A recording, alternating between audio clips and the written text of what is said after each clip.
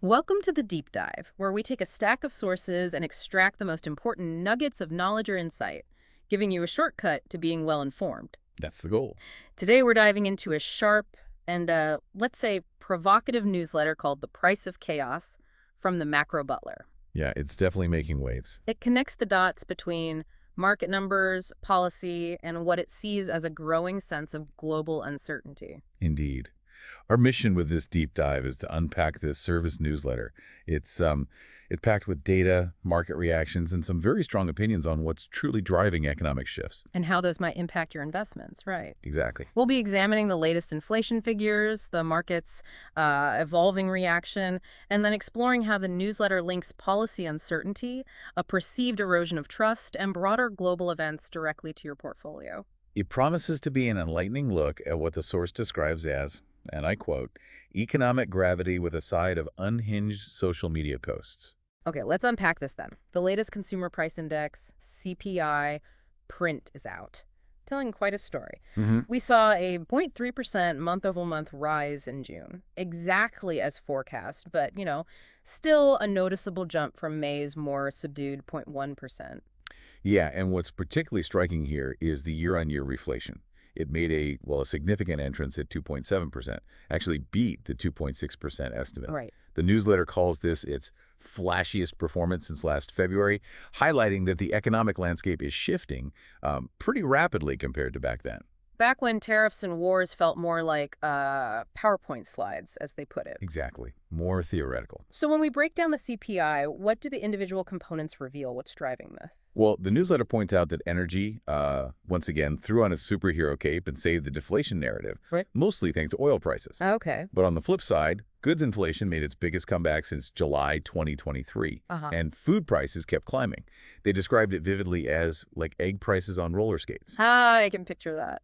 And core services, which are a huge chunk, right, 76% of the index, they just quietly continue their upward grind.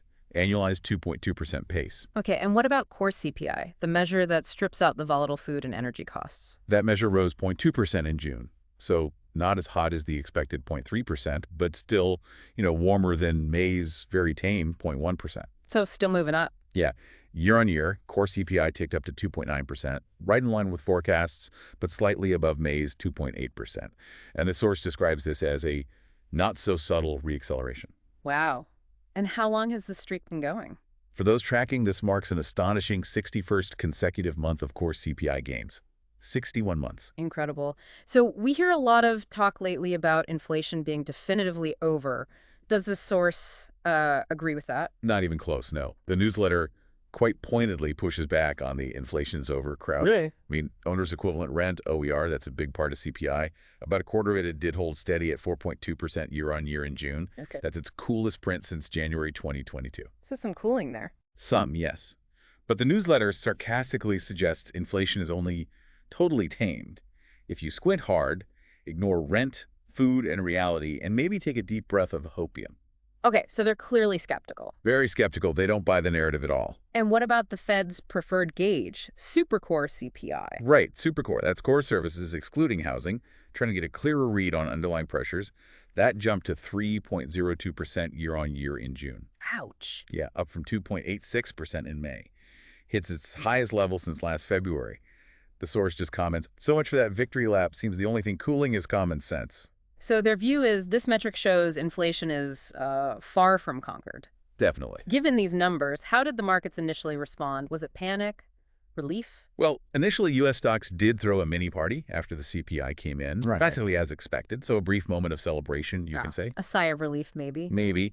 But that party, according to the newsletter, very quickly turned into a market hangover. Right. What was the underlying realization? What shifted the mood so fast? The realization, they say, hit that June's goods reflation was just the appetizer. Uh-oh. Yeah.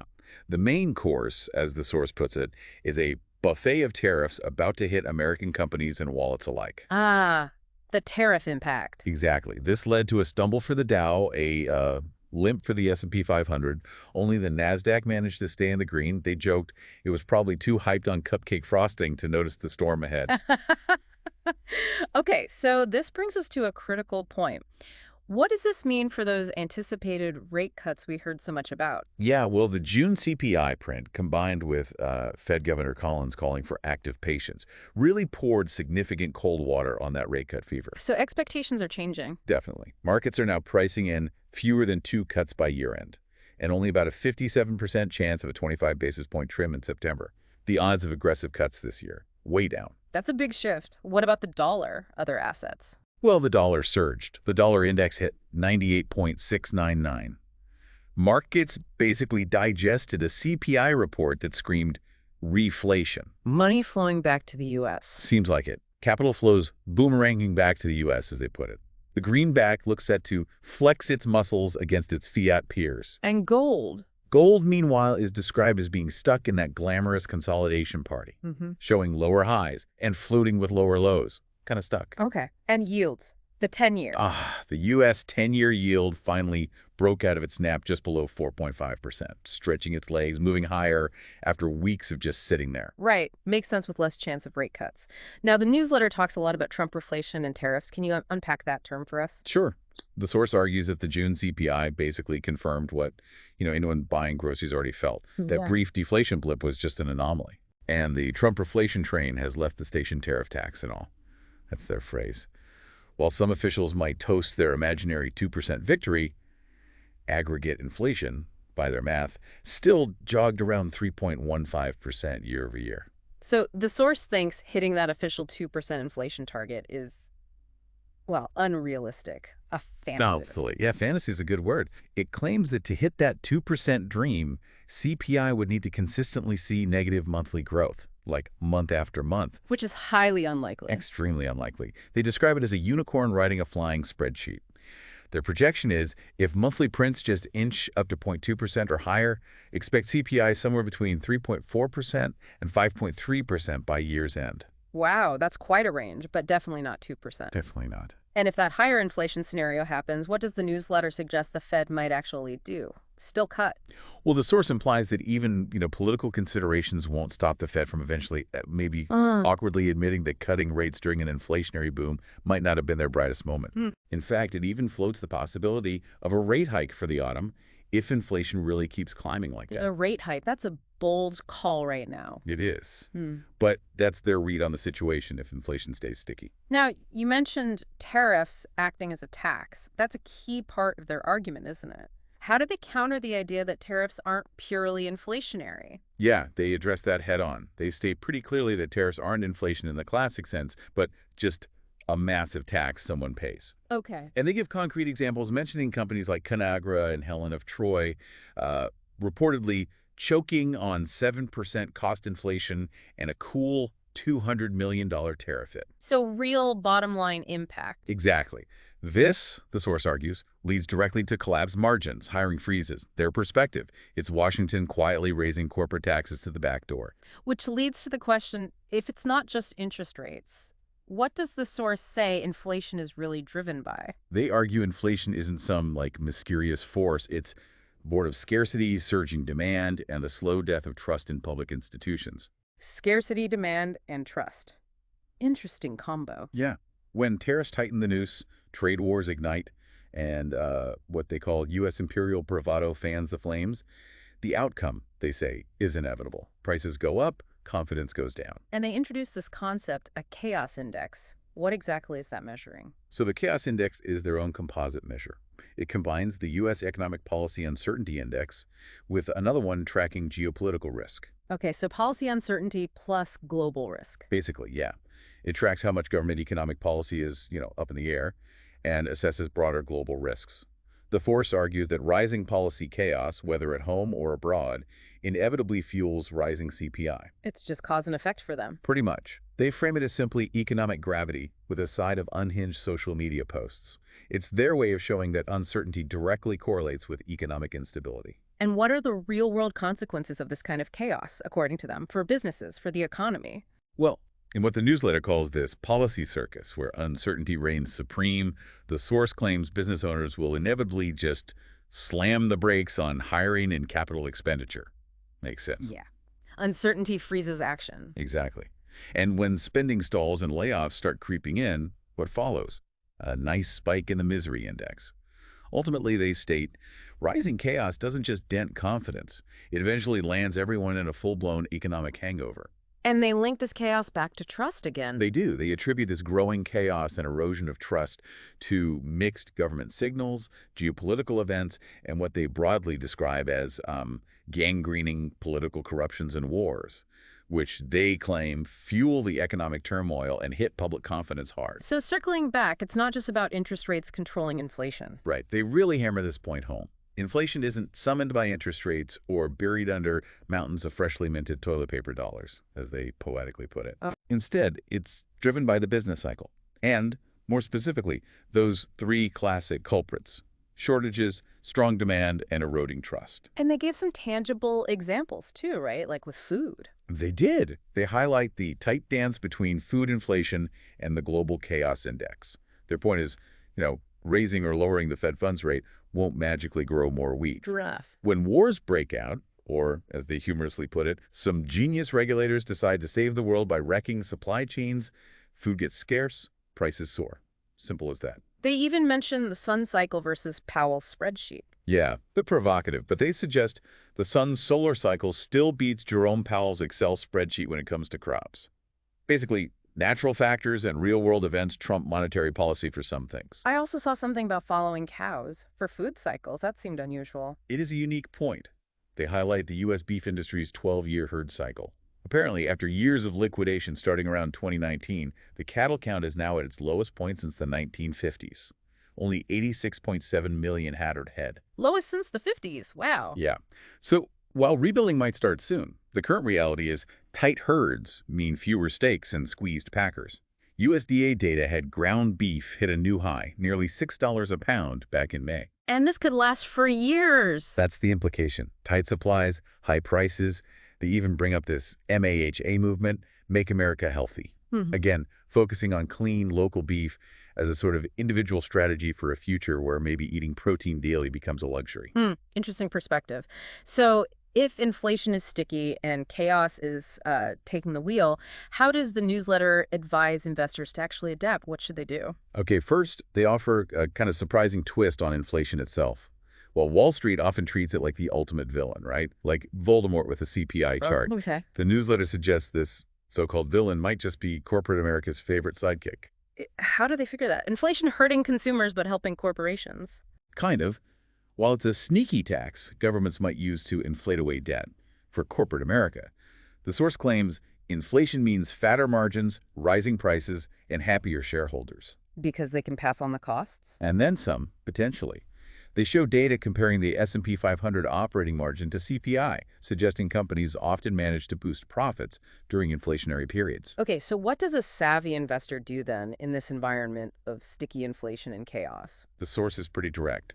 Bonds flop while stocks and gold put on a show. That's the headline. Bonds flock, stocks and gold shine. Yep. They illustrate this by comparing the S&P 500 and gold against U.S. Treasuries, showing a relative outperformance when CPI is rising. And within stocks, any specific sectors they favor? Yes. They advise ditching the YOLO sirens of the NASDAQ, so maybe less speculative tech, and sailing back to the sturdy shores of the Dow. Back to basics. Kind of, especially into old-school energy producers like oil and gas, not energy-hungry tech darlings. Their data compares the Dow versus NASDAQ and energy versus IT sectors against CPI changes to back this up, favoring producers over consumers, essentially. Okay, that makes sense in an inflationary world. Now, they use another strong term, Trump stagflation. What does that imply? Stagflation is not good. No, it's generally not. The source believes the current Trump reflation environment is actually morphing into Trump stagflation. How soon? They warn that while the U.S. might be in an inflationary boom right now, it could be only 6 to 9 months away from shifting into an inflationary bust. That's their definition of stagflation. An inflationary bust, so high inflation and a stalling economy. Exactly. And they emphasize this scenario will be painful for investors who haven't prepared their portfolios. The outcome, people will buy even less for even more. So what's the bottom line? The absolute core advice for investors facing this potential stagflation? Well, first, avoid what they call Wall Street's forward confusion narrative.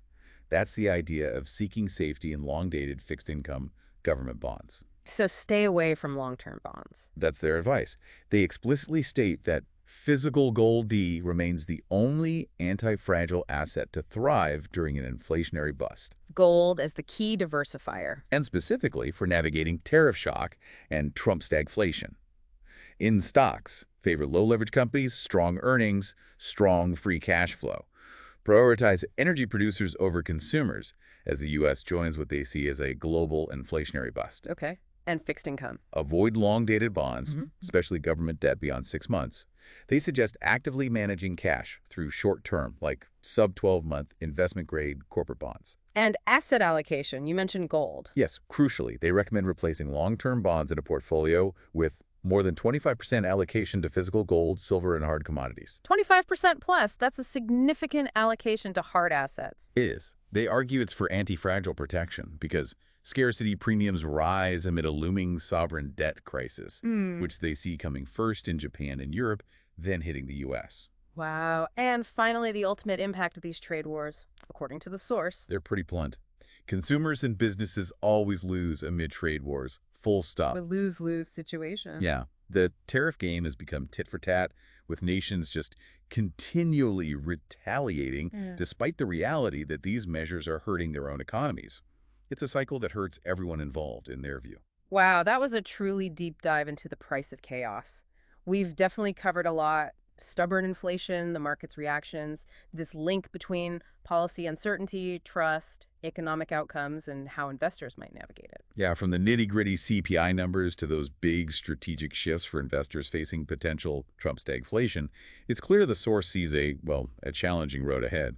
Their core message seems to be rooted in history that collapsing public confidence, fueled by gangrening political corruptions and wars, leads to economic turmoil. So what does this all mean for you, the listener? The newsletter leaves us with a pretty stark thought, doesn't it? It does. They believe this decade will be no different, concluding that everyone, from billionaires to everyday citizens, will pay even more for even less. A sobering thought. It really encourages us, I think, to think critically about the wider ripples, how policy decisions, global events, even shifts in public trust impact our daily lives and, importantly, our financial future. Definitely a lot to mull over there. We hope this deep dive into the price of chaos has given you some valuable nuggets of knowledge and maybe some fresh perspective to consider. Hopefully some useful insights. Until next time, stay curious and keep diving deep.